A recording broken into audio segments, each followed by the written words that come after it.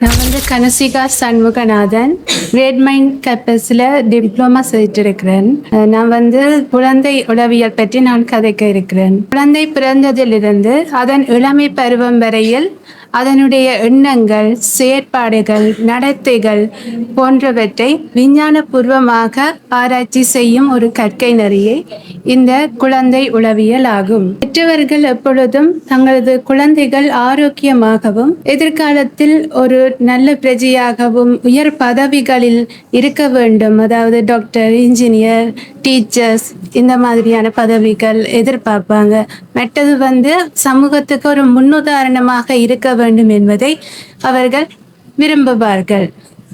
சாதாரணமாக ஒரு குழந்தையின் வளர்ச்சியானது சாதாரண வளர்ச்சியா அசாதாரண வளர்ச்சியா என்பதை உளவியல் நிபுணர்கள் மூலம் நாங்கள் அடையாளம் காணக்கூடியதாக இருக்கும். ஒரு குழந்தையின் வளர்ச்சியை நாங்கள் உடல் வளர்ச்சி, அறிவாற்றல் வளர்ச்சி, உணர்ச்சி வளர்ச்சி என்று முக்கியமாக 3 பகுதிகளாக பிரிக்கலாம்.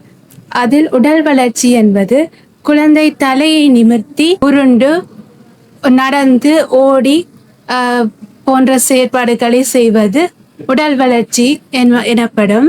மற்றது அறிவாற்றல் வளர்ச்சி என்பது அது எவ்வாறு சிந்திக்கிறது, அது எவ்வாறு சவால்களை எதிர்கொள்கின்றது போன்ற விடயங்களை குறிக்கும். உதாரணமா, ஒரு பொருள் உயரத்துல இருக்குது, அது எப்படி அது எடுக்கிறது என்று யோசிச்சு ஒரு ஸ்டூலை வச்சு மேலே ஏறி அதை எடுத்துக்கொள்ளும். மற்றது ஒரு உணவை நாங்கள் பிஸ்கெட்டை அதுக்கு முன்னால வச்சு சாப்பிட்றோம், அது பார்த்து கொண்டிருக்கும். ஆனா அது முதல்ல பதியும் சாப்பிட்டு இருக்காது. அப்ப நாங்க சாப்பிட்றோம் என்று உணர்ந்து அதை கையை நீட்டும். அப்ப அது சாப்பிட்ற பொருள் என்று அதுக்கு தெரியுது. அப்படி அறிவாற்றல் வளர்ச்சியை வளர்த்து கொள்ளும். மற்றது உணர்ச்சி வளர்ச்சி, சாதாரணமாக கோவப்படுறது, சந்தோஷப்படுறது, பயப்படுறது போன்றவற்றை குறிக்கும்.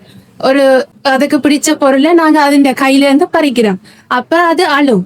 மற்றது அதுக்கு பிடிச்ச பொருளை நாங்க அதுண்ட கையில கொடுக்கும் போது அது சிரிக்கும். இவ்வாறு உணர்ச்சி வளர்ச்சி. இவ்வாறு இந்த வளர்ச்சி முறைகள் ஏதாவது குறைகள் ஏற்பட்டால் அதை இனம் கண்டு கொள்வது உளவியல் நிபுணர்களின் கடமையாக உள்ளது. மற்றது குழந்தைகள் எப்பொழுதும் பெற்றோர்களையும் பெரியவர்களையும் முன்னுதாரணமாக வைத்தே அவர்களுடைய செயற்பாடுகள் இருந்து கொண்டு இருக்குது. ஒரு ஆண் அப்படி இருப்பாங்கன்னு தனது தந்தையிடம் இருந்தும், ஒரு பெண் அப்படி இருப்பாங்கன்னு தங்களது தாயிடம் இருந்தும் அது உணர்ந்து கொள்ளுது. அந்த வகையில அவங்க எல்லாம் தங்களுக்கான தேவைகள் எல்லாம் செய்து கொடுப்பாங்க. தங்களுக்கு ஏதாச்சும் பிரச்சனைகள் வந்தா அதை அவங்க சரி பண்ணி கொள்ளுவாங்க. தங்களுக்கு தேவையான வேண்டிய விடயங்களை எல்லாம் அவங்க வாங்கி கொடுப்பாங்கன்னு எல்லாம் ஒரு நம்பிக்கை அவங்க கிட்ட இருக்கும். அந்த நேரத்துல பெற்றவர்களும் பெரியவர்களும் அவங்களுக்கு முன்னால கோபப்படுறது, சண்டை பிடிக்கிறது, தங்களது இயலாமையை வெளிப்படுத்துவது, தீய செயல்களை செய்வது போன்ற விடயங்களில் ஈடுபடுவதன் காரணமாக அவர்களுடைய மனம் குழப்பம் அடைகிறது. இதனால அவர்களுடைய ஆளுமை குறைய ஆரம்பிக்குது. எதிர்காலத்தில் அவர்கள் தீய செயல்களை செய்வதற்கு அது வழிகாட்டியாக அமைகிறது. அவர்கள் ஒரு புதிய சகோதரனையோ சகோதரியை பெற்றுக்கொள்ளும் பொழுது மனம் குழப்பம் அடைகிறது. அவர்கள் ஒரு புதிய பாடசாலைக்கு செல்லும் பொழுதும் அவர்களுடைய மனம் குழப்பமடைகிறது. ஏனென்றால் அது புதிய ஒரு சூழல், அவர்களுடைய நண்பர்கள் புதியவர்கள். இவ்வாறான நிலைமையிலும் அவர்கள் மனம் குழப்பமடைகிறது. இவ்வாறு அவர்கள் குழப்பமடையும் போது மற்றவர்களை ஒப்பிட்டு கதைக்கும் ஒரு செயல்முறையும் இருக்குது பெற்றோரிடம்.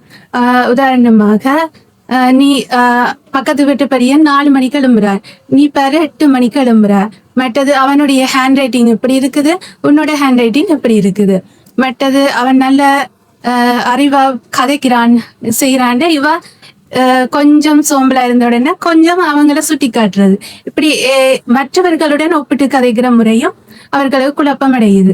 ஒப்பிட்டு கதைத்தல் என்பது எப்பொழுதும் அவர்களுக்குரியதாகவே இருக்க வேண்டும். ஒவ்வொரு மனிதனுக்கும் அவனுக்கே ஆன ஒரு தனித்திறமை இருக்கின்றது. அதை நாங்கள் அடையாளம் கண்டு கொள்ள வேண்டும். உதாரணமாக, பிகில் படம் பார்த்திருப்பீங்க. அதுல ஒரு கேர்ள்ஸ் ரூம்குள்ள பூட்டிட்டு இருந்திருப்பாங்க. அவங்களுடைய குழந்தை பருவத்தில் ஏற்பட்ட தடைகளை அவர்கள் எவ்வாறு அதை சவாலாக ஏற்றுக்கொண்டு மீண்டு வந்திருக்கிறார்கள் என்பதை உதாரணமாக கூறி அவரை அந்த அறையிலிருந்து மீட்கிறார்கள். இந்த மாதிரி அவர்களுக்குரிய அந்த சுபாவத்தை, அவர்களுடைய வழக்கங்களை சொல்லி அவர்களை அந்த விடயத்திலிருந்து மீட்க வேண்டும். வேறு உதாரணமாக, நீ இன்றைக்கு கதை சொன்னி, அதுக்கு முதல் நீ முந்தநாத்து சொன்னியே அந்த கதை அதை விட ரொம்ப நல்ல அழகா சொல்லியிருந்தாய் என்ற மாதிரி இருக்கும். அந்த மாதிரி அவங்களுடைய குறைநிறைகளை சொல்லி அவர்களை வழிபடுத்தக்கூடியதாக அமைந்திருக்க வேண்டும். இப்படியான குழப்பங்கள் மனநிலையில் ஏற்படும் பொழுது குழந்தையானது வீட்டிலும் பாடசாலையிலும் இவ்வாறு சண்டை பிடித்தல், மற்றது கோபப்படுதல், அழுதல், தீய நடவடிக்கையில் ஈடுபடல், தற்கொலை முயற்சி போன்றவற்றை எண்ணங்களாக கொண்டிருத்தல் போன்றவற்றில் ஈடுபடுகிறது. இவ்வாறான பிரச்சனைகள் வரும் பொழுது அதனை இனங்கண்டு ஆரம்பத்திலேயே உளவல நிபுணர்களிடம் அதற்கான சிகிச்சையை வழங்குவது முக்கியமாக கருதப்படுகிறது. நன்றி.